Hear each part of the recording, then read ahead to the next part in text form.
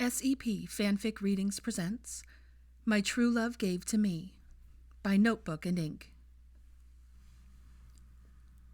Chapter 5 I Want a Hippogriff for Christmas, Part 1. December 2002. Draco was standing in front of a bookshelf in his office above the apothecary. A heavy brown leather tome rested on one arm, while the other was bent up towards his chin. Normally, he didn't get involved in the potion making, but earlier in the day he'd had a customer come in with a very perplexing problem, and they'd hoped Draco and his staff could provide a custom potion to fix it. So far, it was proving more problematic than he initially predicted when he'd agreed to take on the case. Suddenly, there was a light tapping on his window, and Draco looked up from the book to see an unfamiliar owl perched on the windowsill. He closed the book with a snap before placing it on a small table nearby. Then he walked over to retrieve the letter from its beak before he shooed the bird off. As he headed back to his desk, Draco flipped the envelope over to see who'd sent it. A small smile crept up to his lips when he realized it was the letter from Granger he'd been waiting for this week. Malfoy, I arrived back in England this morning. I've traveled to my parents' house, but plan on being back in town on Friday. Could you meet me for lunch then? Same place, 12:30? Hermione. Draco quickly grabbed a spare bit of parchment and the quill from his overly organized desktop. Granger, Friday, at the cafe, 12:30. See you there. DM. P.S. Doesn't it feel good to give your quill hand a rest? Draco slumped back in his office chair and clicked his tongue. His eagle owl, which was resting on her perch across the room, blinked her eyes sleepily at him, but didn't budge. He clicked again. Nothing. Draco frowned, then he got up and crossed the room with his note. Here, you stubborn old thing, he said gently as he held out his reply for her to take. She disapprovingly flapped her wings at him and clamped down on the letter, narrowly missing his finger, before flying out the open window. She did not like being disturbed from her slumber. As he stood in front of the window and watched his owl fly off, he thought back to the last few letters the pair had exchanged, and the thoughts and feelings he'd been quarreling with for months. There was no denying his letters held a certain level of flirty banter, but did he take it too far? When he read her letters back, they just seemed to be platonically friendly, and when he thought back to their few and far between in-person meetings, they were hardly anything more than cordial. When she'd finally responded after her illness and the two very desperate letters he'd sent, Draco had decided it was probably best to take a step back. If she did have feelings for him, she would more than likely make them known, and if she didn't, then he wouldn't end up looking like a fool. But he just couldn't help wanting to spend more time with her, or the elation she brought forth in him when she did. Draco glanced down at his watch and realized that he'd worked through lunch, but it was already close enough to dinner that it didn't matter. If he didn't head home and get cleaned up soon, he'd be late for his dinner date. Though, if he was being honest, the only thing he was looking forward to about it was the restaurant he'd picked. And his daily dress was good enough for dinner anyway. So instead of fluing back to the townhouse to change, he decided to continue researching potion ingredients, and he could leave directly from the office. For the next few days, Draco had been so absorbed with working on the custom potion order that he had put most of the other work on hold, and his office was in complete disarray. There were books piled in small stacks, or laying open to specific pages on practically every flat surface, as well as roll of parchment scattered all about. Despite the mess and their previous failures, he could feel that they were close to a final product that would yield their intended results. Draco stood behind his desk, leaning over the large book laying open at its littered surface. His white shirt was untucked from his trousers, his tie loosened and sleeves rolled up tight to his elbows. His hair was mussed from continually running his hands through it in frustration, which he was doing again when a light knock rapped on the office door. "Come in," he called plainly without looking up. "Excuse me, Mr. Malfoy, sir." It was Trudy, the shop clerk, a lovely middle-aged witch with soft, round features and straight black hair. She was what he pictured when he thought of what Pansy might have ended up like if she'd had the luck of being born to a different family. "Yes," he answered. Then he finally looked up and gave her a small smile. "Are you going to take a break for lunch? You've skipped it almost all week. It's not healthy, you know." Draco's empty stomach dropped, and the little color he did have drained from his face. He quickly whipped his arm up to check the time, and his watch read 12:35. His punctuality was something he prided himself on, but now he was already late, And bugger all if they weren't meeting in Muggle London, so he couldn't just apparate directly to the cafe. The wizard grabbed his wand off his desk, scattering papers even more in his wake, then muttered the spell to tuck in his shirt. He dashed for the coat rack, threw on his black wool overcoat, before shouting a thank you to Trudy, who apparated with a loud crack. He arrived at the apparition point in the alleyway about 2 blocks from their meeting place. Once he was onto the sidewalk proper, Draco immediately took off at a run. He was weaving in and out of a throng of muggles, all out doing their holiday shopping, and many throwing him odd glances over their shoulders when he passed. In his haste, Draco didn't give himself much time to slow down, so when he reached the cafe, he barreled through the doors and slid across the floor a little. He must have startled a few patrons, as he noticed them whispering amongst themselves when he scanned for a specific head of curly brown hair. Upon spotting it, he strode across the room and rested both hands on the back of the chair opposite her, attempting to catch his breath without seeming winded. "I'm sorry," he apologized. "Are you all right?" Granger looked up at him, and concern crossed her features. "That was some entrance." Draco took one last big breath and tried to appear put together. Granger didn't need to fake it. She was put together. Her hair was loose but shorter now, more the length it was in 3rd year at school. Even though, after her stint in the hospital, she looked thinner than the last time he'd seen her.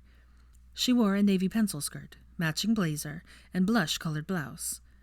She also looked to be wearing some makeup. He wondered what the occasion was. She didn't seem the type to dress up unless she had to.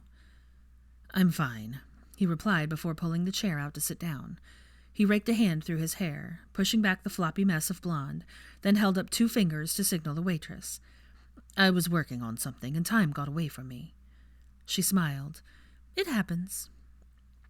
He had no doubt it happened to her quite frequently, the swot that she was, but it never happened to him, especially when he was looking forward to something. "Not to me. I'm always the picture of punctuality." Granger breathed a laugh. "I'm sure you are. More of that pure-blood finishing shining through. Some might say you practically glow. But really, Malfoy, it's not a big deal. I haven't been waiting long." Ah, yes, the list of questions she'd said she'd had for him. He honestly wouldn't mind putting them off until later, and he wondered how long he could divert her from the subject. The Irish waitress finally came over, and Draco asked for a glass of water, as well as a cup of tea with some milk and honey, before she wandered off back to the kitchen again. "So how are you? Fully recovered?" he asked, a brow raising curiously. "I'm well, although my parents don't seem to believe me or the South American healers. They wanted me to go see a healer at St. Mungo's the second I got back. I had to make an appointment for this morning just to get them off my back about it." He knew all too well about overbearing parents, and doing what you could to please them, but in this instance he was on their side. It wouldn't kill her to get a second opinion, and there was that Muggle expression. "Better safe than dead. It's understandable. They care about you." "I know," she started and pushed the spoon around her coffee cup. "Especially after what happened during the war. All I did to keep them safe, and then just barely getting them back." Granger sighed. "It's just an unnecessary inconvenience, and I probably shouldn't even be complaining about it." While she spoke, Draco shrugged off his coat and hung it on the back of his chair. When he looked down, he noticed he'd forgotten to roll his sleeves back down before he'd left his office, and he could see the black ink of a snake's body riding down a skull. He quickly tugged the fabric down and pulled his arm under the table. Then he did the other arm as well before glancing up to see if she'd noticed. His penitent gray eyes landed on her wide brown ones. His mind filled with thoughts of sprinting out of the cafe and not subjecting this amazing witch to his pathetic presence any longer. "So what are you working on?" Granger asked quickly before folding her hands over the plastic menu that sat in front of her. Draco took a shaky breath. "I was wondering how long it would take you to ask that." A faint smile was fighting its way through the anxious thoughts, but couldn't quite get through to his mouth. Clearly she could see what he was feeling and wanted to change the subject as much as he did. "A client needs a custom potion brewed. It's proving to be more challenging than we initially thought," he answered. "Every combination we've tried so far has proved unsuccessful, but I feel like we're getting close." She sat up straighter and color bloomed on her skin. He could tell her interest was piqued, so he made a mental note that potions was a good subject of conversation. "Can you talk more about it, or is it a confidential sort of inquiry?" "No, we can talk about it if you want. I actually wouldn't mind getting your opinion on a few key points, and I'm sure the client wouldn't mind the input of the brightest witch of our age either if it helps get results. They're kind of on their last hope." The waitress brought his drinks, and Draco immediately downed half the glass of water. Before she could wander off again, he held up his hand to keep her there. He ordered his usual, and Granger ordered soup and salad. While they waited for their food to arrive, they talked more about the case, the customers' ailments, how they got them, and desired effects that we're all hoping the potion could provide, and how long they wanted them to last. Then they discussed the ingredients, their amounts, potency, and efficacy, as well as the materials of the cauldrons and stirring rods that would be most desirable. They had just finished chatting about the timing and breaks between stirs when their food finally arrived. They both began to eat, and after Draco had finished half of his sandwich, he was the one to offer conversation in the middle of the meal. "So, I don't know how much time you have today, but you are more than welcome to come back to the shop with me after lunch. You can see our brewing setup firsthand, and we could finish our discussion about the potion." "I wish I could, but I have another meeting this afternoon, with another foundation donor, actually." So that was the real reason for the outfit, and possibly the only reason for the meetup they were having right now. If that was the case, she did a very good job of being personable to get donation money. They should give her a raise. "I kind of figured." He gestured to her clothes. Draco popped a chip off his plate and popped it into his mouth to keep it busy so he wouldn't start scowling at the thoughts of her only meeting up with him for money. "But I'm not heading back until after New Year's," she said. "So maybe next Friday, if that works for you." "Sure." He shrugged noncommittally. "I'm there every day after lunch. If you get the time, just pop in and ask for me. Someone will show you upstairs." The rest of their lunch passed pretty quietly. They finished eating and chatted a bit more about the potion, but she never brought up her questions about pureblood finishing classes, or books, or asked about how far he'd gotten on the list of his Muggle movies.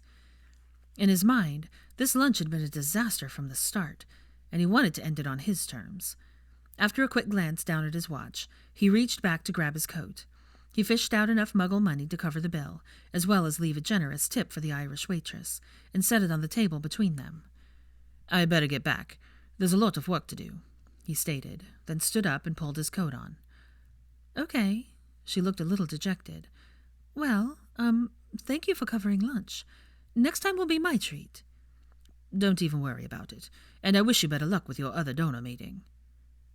Draco turned on his heel and strode through the cafe to push through the doors without a backward glance. Later that evening, as they now had made tradition, the former Slytherin clique went out on the town since they were all around for the holidays.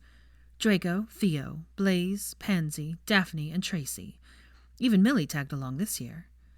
They'd gotten a corner table at a club, and spent the night reminiscing with old stories over many pints and shots of fire whiskey. Tracy, being the lightweight she was the first who needed to leave, and Millie offered to get her home safely. Daphne was next, stating she needed to go and rescue Roger from her parents, though why he didn't accept the invitation to tag along with the group, Draco didn't have the slightest idea. A few hours later, Blaze had found other entertainment in some young witch, who looked like she probably graduated Hogwarts the previous summer. And as one day bled into another, Draco was left with only Pansy and Theo for distraction from his terrible day. "Are you and my mother ready for the party tomorrow night?" Draco asked before lifting his glass and taking a sip of amber liquor with him. After Pansy found out about his little prank last year, she had banned him from any inclusion in the party planning. Not that he really minded. He had enough going on the way it was. "No last-minute bird decisions to make?" Theo snickered into his own glass.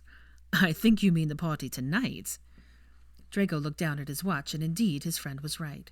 The party was tonight, and he had spent all day debating if he wanted to send a last-minute invitation to a certain brilliant witch. "Yes, we're ready," Pansy sneered at him. "Who do you think we are? Amateurs?" "I simply asked a question, Pans," Draco defended. "You don't need to bite my head off." "I, for one, can't wait to see what you two came up with this year," Theo interjected.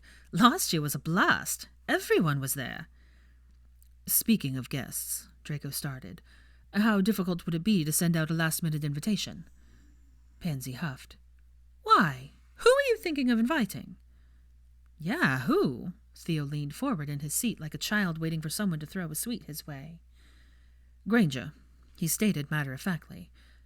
"Granger?" His companions shouted in unison, but their tones were polar opposite. "Why would you want to invite her?" Pansy spit. "Besides, isn't she off-island anyway?" Despite Pansy's temper flaring, Draco remained calm. "To be honest, I'm surprised she hasn't been on the list already. You invited Potter last year, and she has the same level of public popularity he does." "That's not the point," she sputtered. "Isn't that exactly the point? To help the Malfoy name regain what it lost," he retorted. Not that he cared about such things, nor was it the reason he wanted to invite her. He'd been looking forward to her arrival back home for weeks, and he'd completely bungled the entire afternoon, not to mention the prat way he'd left the cafe. He wanted to make it up to her. Pansy got up from her chair and conjured an invitation. "If you want to invite her, then I can't stop you. It's your party, after all. But you can send it yourself." She tossed it in his direction, and it landed on the table in front of him as he turned and stormed out of the pub. Theo whistled, then patted Draco on the shoulder. "Man, I'm glad I'm not you." The brown-haired wizard signaled the bartender for another round, as Draco just started at the envelope in front of him. He didn't know why Pansy still held a grudge against Granger. Pansy probably didn't even know herself. Like him, she no longer subscribed to the hateful ideology of their upbringing, but he knew that her parents would never give it up. She wanted to please them, and Pansy was the type of woman who, good or bad, let her feelings consume her. "So why do you want to invite Granger?" Theo grinned. "Are you pining?" Draco's brows knitted together. "What? No, I'm not pining. I just think she'd enjoy the party. Her friends will be there. Why shouldn't she be?" "You've got a thing for Granger." "I do not." Draco gritted his teeth. Theo was really starting to get on his nerves. "Oh, really?" Theo raised his brow. "Then why did I have to stop your stupid ass from taking an illegal international port key to South America a few months ago, "I thought she might be dead. The Amazon is a dangerous place, that's all."